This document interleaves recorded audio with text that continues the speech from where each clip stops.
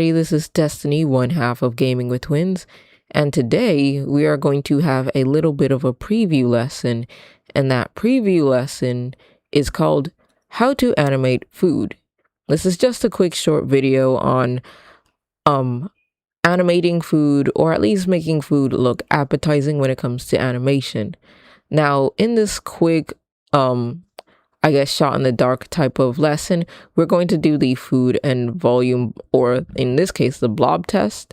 The exercise for today would be the cheese lobster.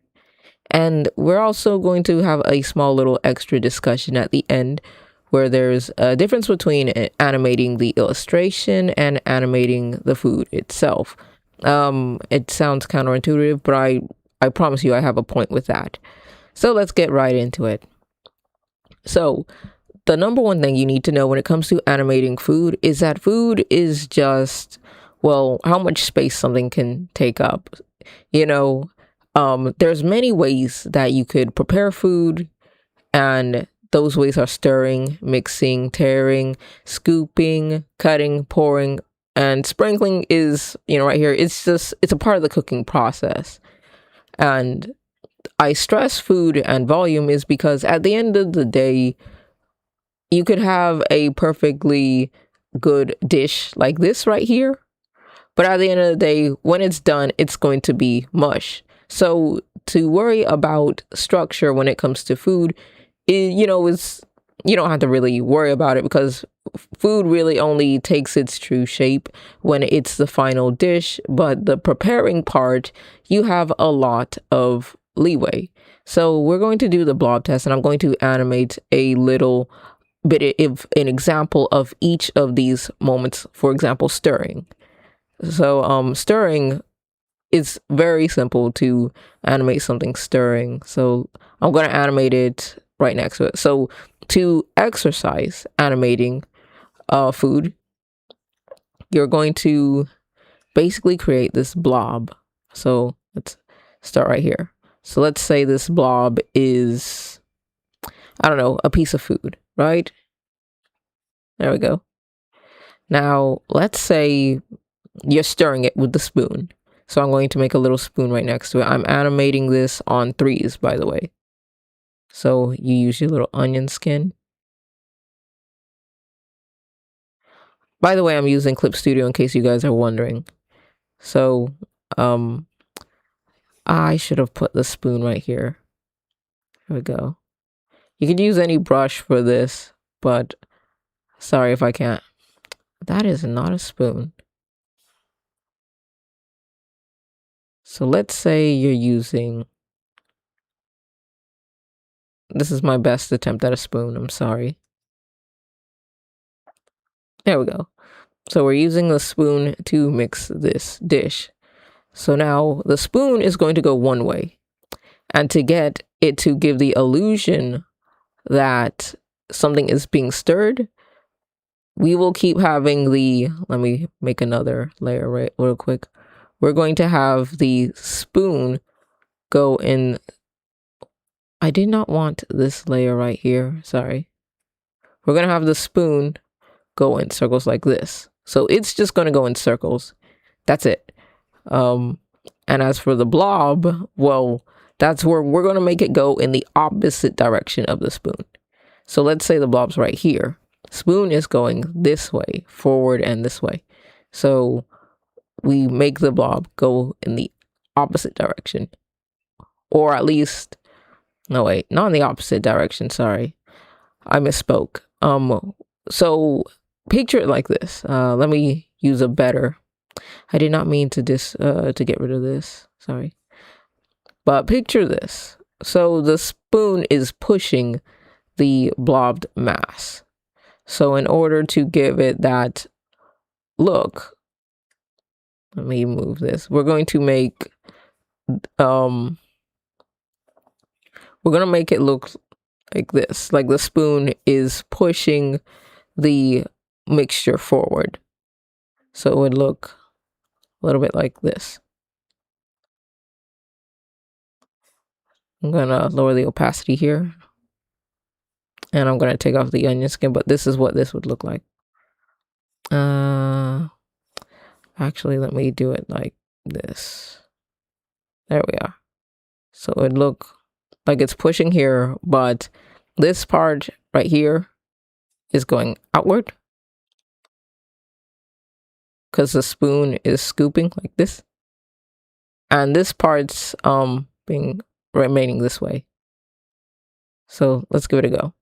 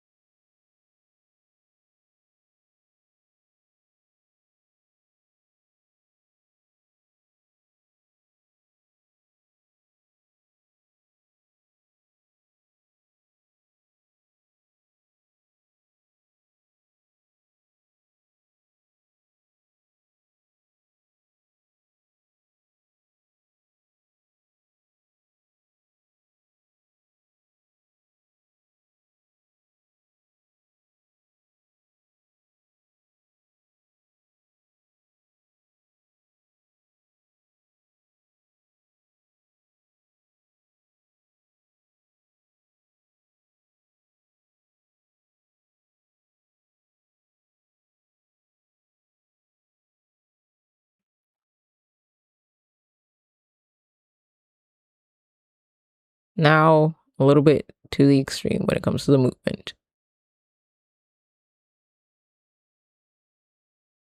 Now I'm going to use the last frame as the first frame. So we're going to play it out right here. Oh, I don't have it set to loop, sorry. There we are. A simple stirring motion. Now, that's how we do stirring. Or mixing, technically the same thing. I don't know why I put that up there. Why did I say mixing? Oh, sorry. Yeah, they're basically the same thing unless you want to animate a tool like a stand mixer, but even then the same thing would apply. So my bad for putting this one in there. Technically stirring and mixing are the same thing. I just realized that. Forgive me. Now the tearing part. Most of the time you would need the tearing part when it comes down to meat. Now it depends. If you emphasize the tear, then unfortunately it tells me that the piece of meat is pretty tough. But let's rough it out before we animate real quick. So when you think of tearing, right, you think of one, almost forgot we're doing the blob test. So think of the blob, right? This is our blob here, whole. And when you think of tearing, meat has a bunch of fibers in it. So tearing nearly splits it, and you kind of be sure to add emphasis on those fibers with these little lines here, either a line or sometimes a little teardrop like circle right up here can emphasize that something is being torn. And then we're going to do the final bit, which is the split. So let me just put this, this is too large compared to the example I'm wanting to show you. There we are. And then the full split. Now, when it splits, right, it's not going to be clean. Some of them is going to, depends on what it is going to be clean. But let's assume that this is just meat. So it's going to be a little bit rough. Now, some, let's see, let me try to think. What is something that you can tear that's kind of clean? If you guys know, just let me know in the comments. But we're going to use these little sketches as a little reference to make animating go by a little bit easier. That way I have something to go by. So since I have this in the background, let me start with my blob here.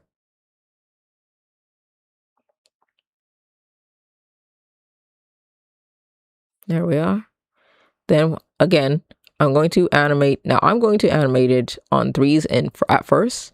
But since the tear is going to be a little bit slow, I'm going to start switching to 4s. Remember, 2 and 3 is kind of smooth. Now, less frames like 1s and 2s equate to fast movement, but when it comes down to slower movement, 4 or 5 or as many spaces as you need. This would be, always check the timing. So I'm jumping into the tearing part, right? So it's going to look like, I did not go by my reference. Oh my goodness. Follow your reference as best as you can. If I need to add an in between, I will. So first I'm going to do this. Now I'm not going to add the details yet, but you'll see why. So then I do this. Now this is where I switch to 4s. So before I was animating on 3s, now I'm animating on 4s. Now, time for me to zoom in. Now this part can be a little bit surgical, but I'm not trying to put too much of a difference. I'm just trying to emphasize that something is slowly being ripped. Because you might be thinking, what does tearing have to do with food? So I put a little bit of, don't have to go crazy with it,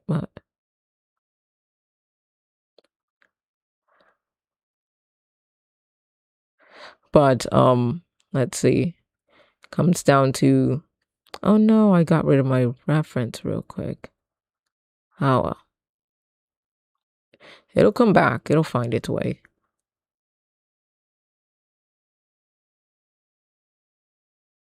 Then I start showing the cracks.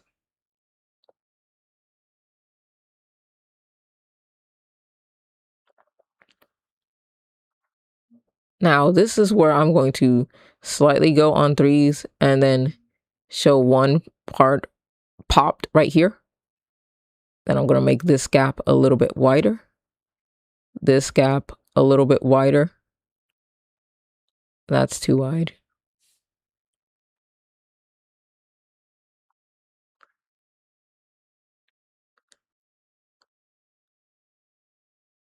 We're going to have this, nah, I wanted it sharper. We're going to have, since this part popped, we're just going to have it have a little bit of tear here. Always look at how your animations turn out. And then animate, we're going back on 4s. And then for the last bit, we're going to go back to 3s and 2s. So it's thinning out. This is starting to get wider. I'm not gonna let it go too wide now, because then it defeats the anticipation. I'm gonna make this. And then finally, it's going to snap right about here. I'll have it snap here. So this is where my other, let me see. This is my other reference. There we are. So now it's snapped in half here. Onion skin, don't fail me now. Now for food, let's try to emphasize on how good it looks. So when it snaps like that, right, sometimes there's some debris, or I guess leavings, let's call it leavings, or fibers or strands. So when it snaps, right, let's say it's a juicy steak, let's say that bits of particles or stuff came from it. Then the next one, we're doing it on 3. Now we're just doing the anticipation part, which is after the snap. And these just turn to dots, and they get off the screen when you're done.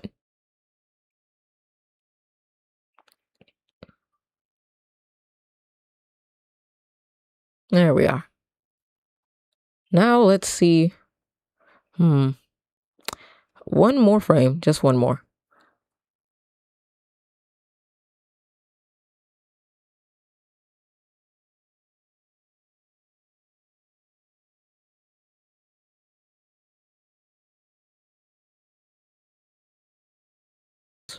All right, let's give it a go.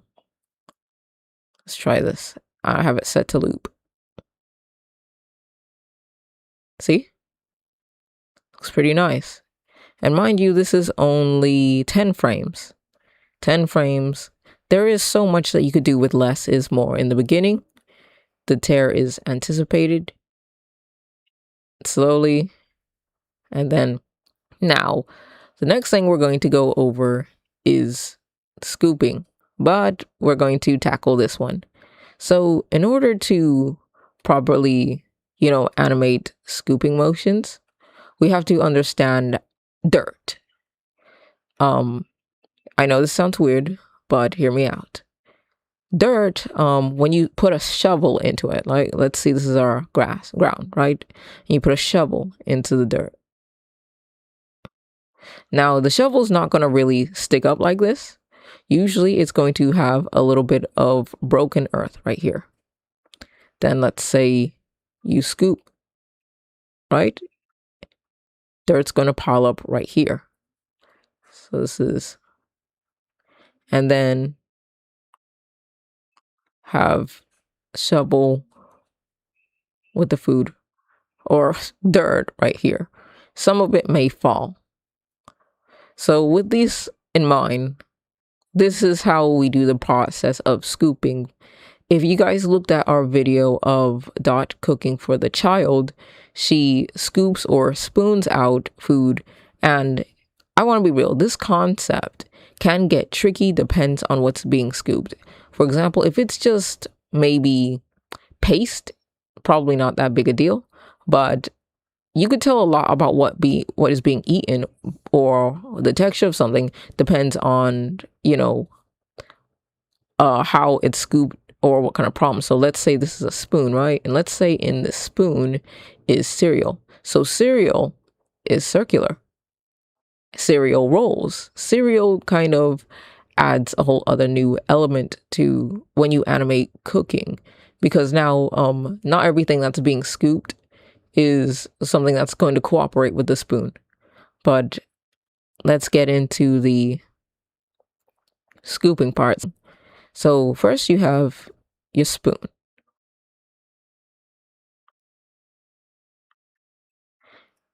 All right. We're going to do this on threes because most people, you only do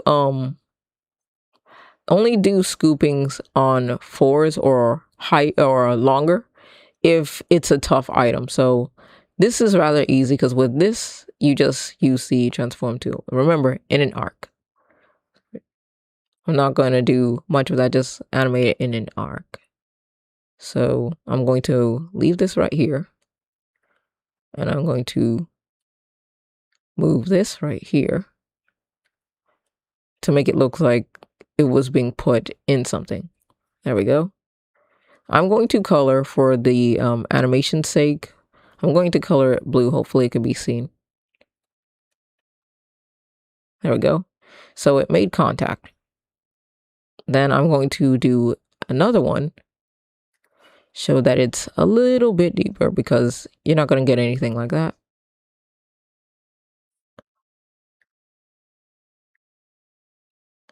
And when it goes deeper, the pile gets higher.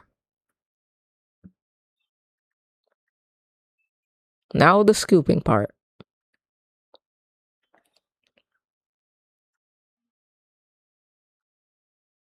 Okay. Now this one is a little bit tricky because you need to know on how stuff that's being scooped behaves. So what we're going to do is we're going to make this trail right here. And we're going to have it bunched up right here. All right, I'm still animating on threes. Now going up. Now let's assume the bottom part of the spoon is going to be seen, but the top part, let's assume it got stuff. So there we go. Now it's not a clean one, so let's say that some food fell. Now I know it looks janky right here, but trust me, the whole point of animation is that little imperfections in frame rate or spacing can sometimes be hidden with perfect timing. All right. Or what I mean by timing, I mean timing of your frames. As long as you know how to position your frames, even the most wonkiest looking animation could give the appearance of, well, smooth animation. So let's take a look at this. Now let's have it plop. Since it plopped unevenly, let's just do this. There we go. Now let's see how this looks. I have it on loop. Here we go. That's too fast. It's too fast, so let me move it on fours. Just one frame apart.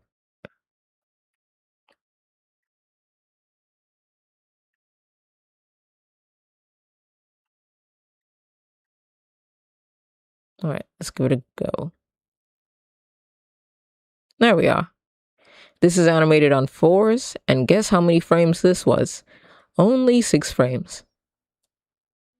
Yep, only 6 frames to do the scooping.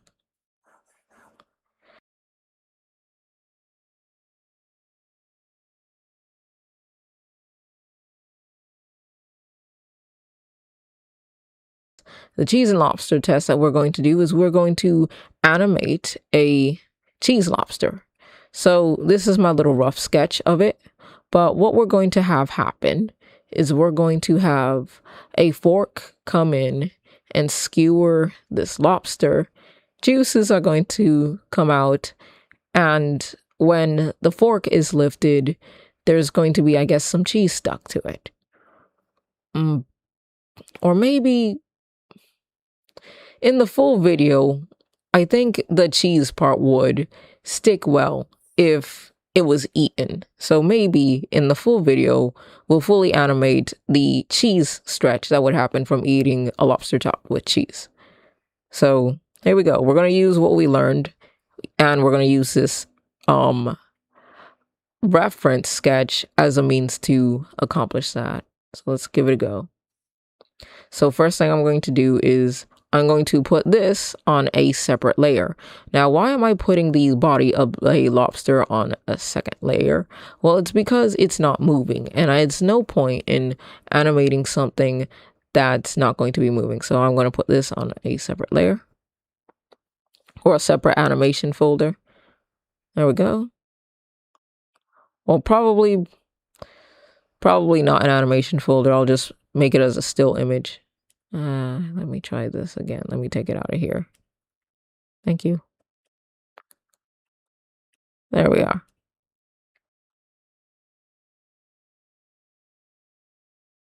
Where'd it go? Oh, there it is. I'll just name it lobster so I keep track of stuff. Don't be disorganized like me. So we're going to have the lobster meat right here.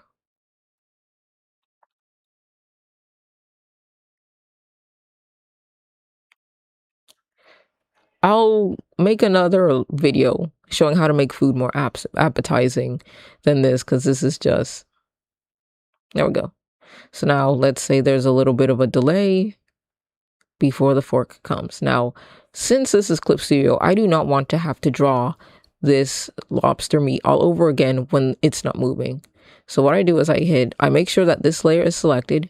I hit layer, I hit duplicate layer. Then I hit, where is it? Assign cell to frame. And I hit 2. That's basically how you copy and paste in Clip Studio. So let's say we're doing the fork. So the fork is right here. No anticipation needed. How many teeth are on a fork again? Let's do 3. Actually, nah, let's make it a pitchfork. There we go.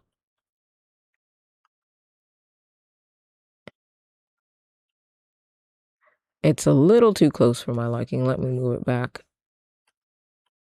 There we go. All right. Now we're going to move it forward some more. So layer, duplicate. I'm only doing this because I don't want to have to constantly animate this piece of meat, even though I'm only moving the fork. So for the most first part of it, it's going to appear very lazy, if that makes sense. All right. There we go. Now time for contact.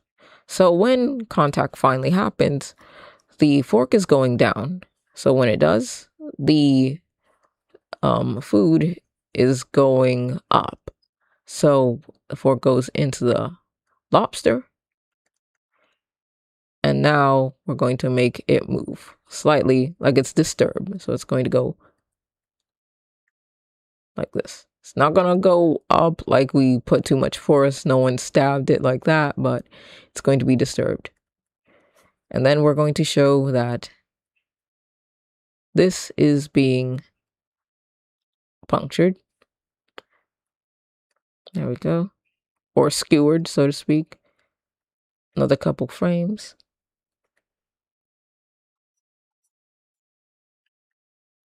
Now we're going to have the fork a little bit deeper. There we go. And then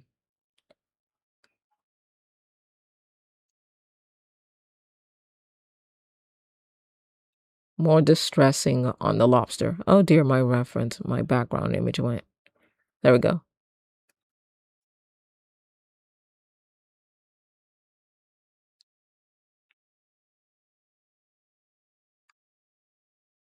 All right. Now time for the pull. So it goes.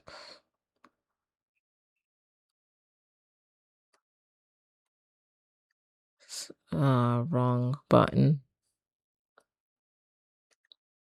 So now the fork is going to come back up.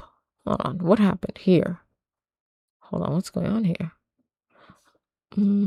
Oh no, don't tell me. Yeah, I did that. Oh, okay. Give me one moment.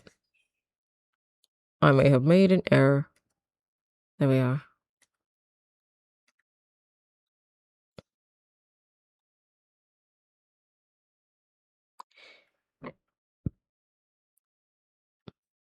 All right. So now it's going upward. So when it's going upward, we're going to show parts of the lobster is going to be coming up too. So it's going to be almost getting ready to stretch. You'll see what I mean. Let's say it's really wedged in there. And then add some texture. Even though this isn't the texture of a crab, I'm just winging it at this point. So forgive me if it doesn't look quite as appetizing. Now there's going to be some resistance. So let's animate this on 4s, I believe.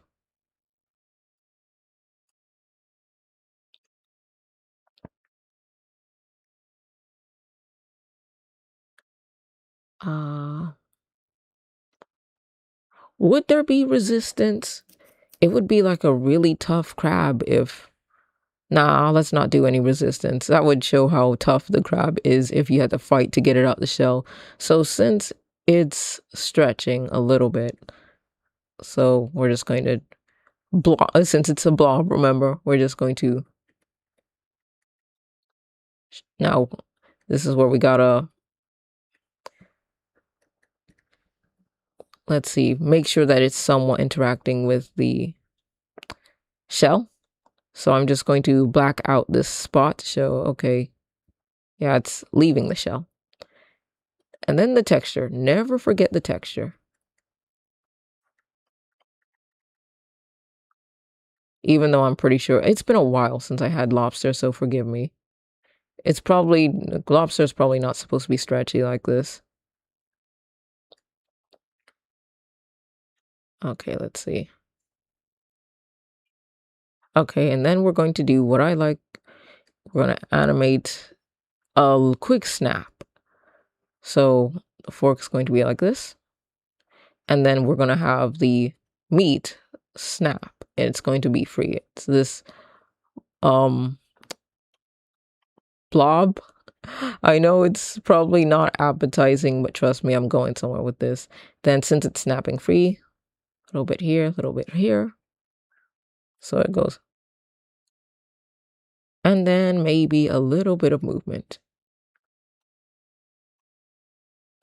So it jiggled up. So now it's going to jiggle down. It's probably not how lobster is, but I figured maybe this one I will make the exception for.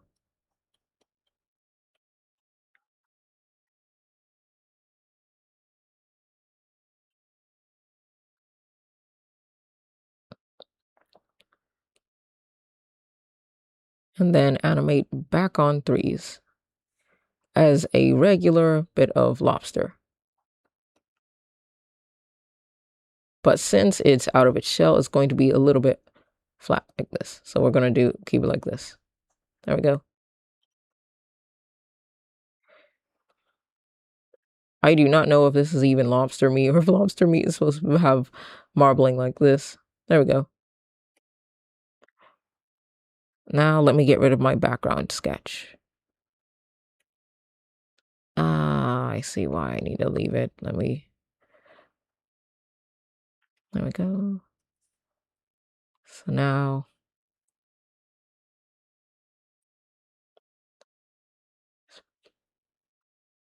hopefully that won't take the immersion out. But now let's see how it looks. Let's animate this.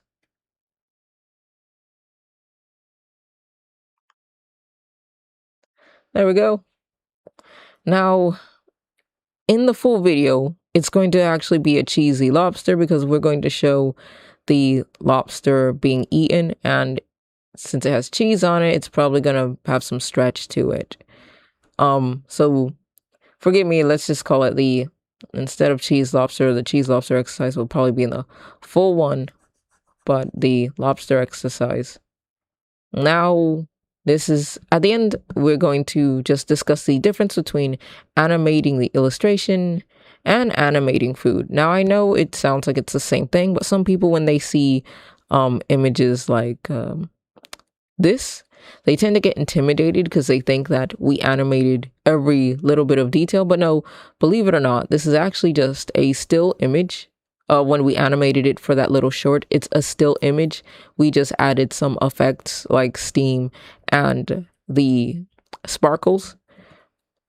In the original file, unfortunately, that file got corrupted, so I can't open it without it crashing my computer. In the original file, I just simply had the base colors and the base illustration, but the things that I added was the steam over the top and the sparkles. That's all I added. Now, when you animate the food, usually you're animating the process of how to make the food. For example, cracking the eggs or stirring things up and such. That's, animating the food, or at least more like animating the process of creating the food. Because once you get that still illustration of the finished dish, you don't really have to do much. But when it comes to animating food being eaten, it will need these parts. It may need all of this. So when people say, oh, animating food is kind of difficult or easy, I'm thinking, which one? Are you animating the illustration to make it look like that there's movement? Because usually we also did a camera pan, which it's pretty simple. But I'll go over that, and if you guys wanted to learn about that in the full video. But I'm going to give a small example of animating the food right here. So this is a simple dish that I made. It's just pears and mashed potatoes. Not that appealing, though. Now, the thing is, I just gave it some highlights right here. I blended some, to give texture of mashed potatoes right here. The only thing I'm missing is more texture on the potatoes, but that's neither here nor there. So let's say I wanted to make it look appealing. All I gotta do is find a pink backdrop. So I'm going to take this background and I'm going to turn it entirely pink. Oh, I almost forgot. This is one of mine. Okay, this is my images. Okay. Let me rasterize it. I forgot for this lesson I was supposed to. Now, let's say you want this dish to look appetizing. So, first thing I would do, first I would duplicate the original image. Then I would have that one on top and then put the saturation up. Where is it? Let me see if it'll allow me to saturate it. Give me a moment. Control U. There it is. So you raise the saturation all the way up. There we go. Then after that, lower the opacity. No, not lower the opacity. How do I do this? Where is it? There we go. Take a soft eraser. That is my eraser, right? Only in parts that it's not needed. For example, I don't need it on the bowl. There we go.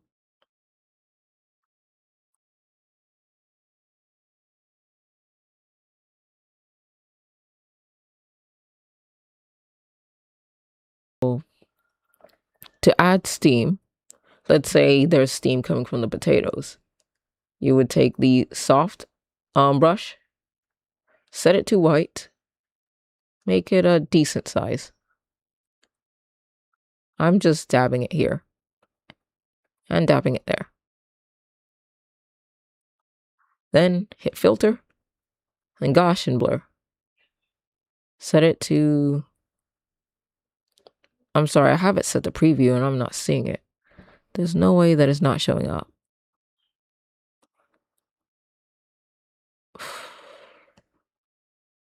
Okay, now it's showing up. Okay, there it is. I guess I didn't give them much to work with.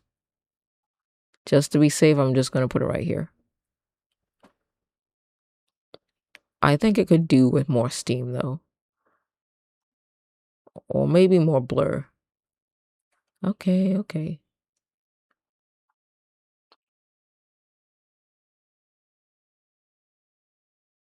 There we go. Now we're going to add some more steam. Probably too much steam. There was something that was supposed to be added. Oh, yes. The little rings in the background that you often see. So you do this. Circle. Then you do the transparent part. You lower the... If you want to make the circles by itself, that is. It's those little opaque or... There we go.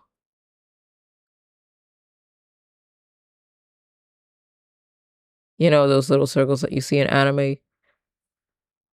That's what we're making here.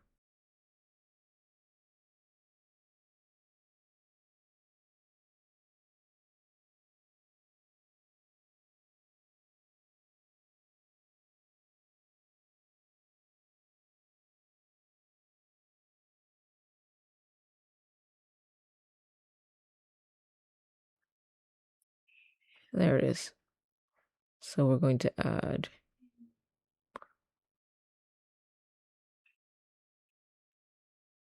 Some people like to add these glitter. Where are they? It's not showing. Oh, it's not showing up because it's on the image. Okay, what? Oh, I have it set to transparent. There we go. There we go. And lastly, blurring the edges. Gives the idea that the heat is touching it.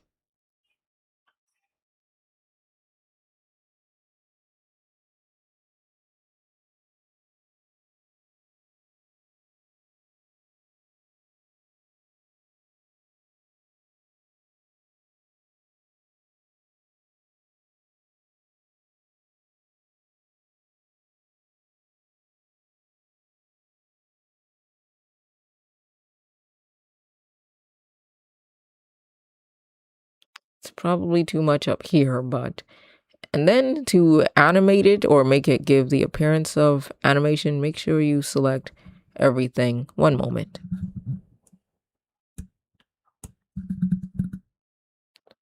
Folder, insert layer. So then you're going to go to animation, new animation layer, 2D camera folder.